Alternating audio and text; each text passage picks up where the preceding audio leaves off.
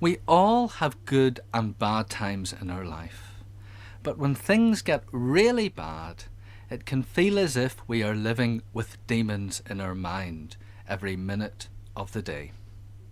The following programme is a dramatic depiction of a teenager whose mind has been tormented by severe mental illness.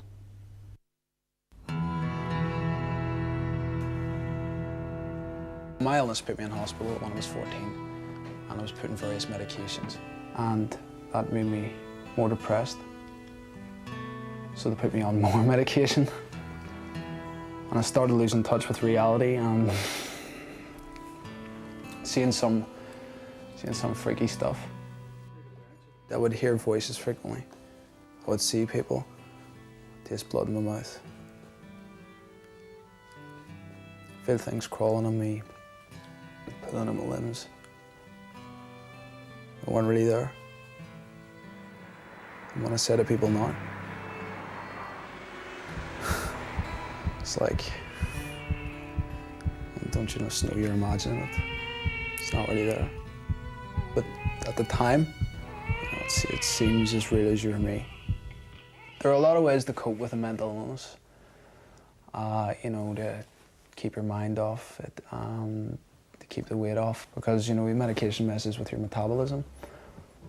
Like, I would go for a walk once or twice a day. You know, there's reading, there's writing, there's playing sports.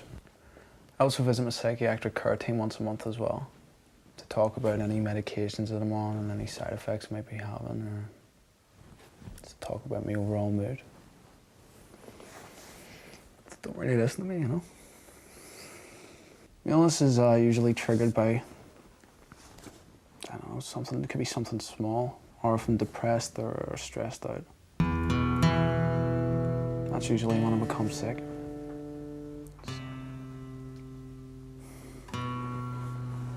My illness has had a very negative and a kind of positive effect on me and my family. Most people don't know squat about mental illness. They don't know anything. And as a result, they tend to discriminate against. Like, for instance, I had a few friends who kept in contact with me while I was in hospital. But when I came out, I just sort of lost contact.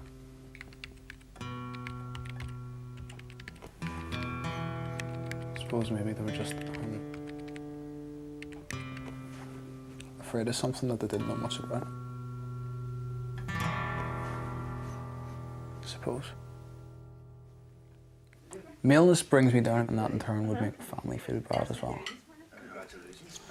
As you know, if I'm depressed or whatever, I'll be, feel sorry for myself, or if I'm hallucinating, then be crying, shouting and throwing things about. Now let me tell you about the positive effect it's had on me and my family. Well, it's brought us a lot closer. Learning me to maybe respect them a bit more and not take them for granted. But above all, it's taught me that we're a strong family and that if we stick together, we can pull through anything. But it wasn't easy. You know? It took a lot of energy,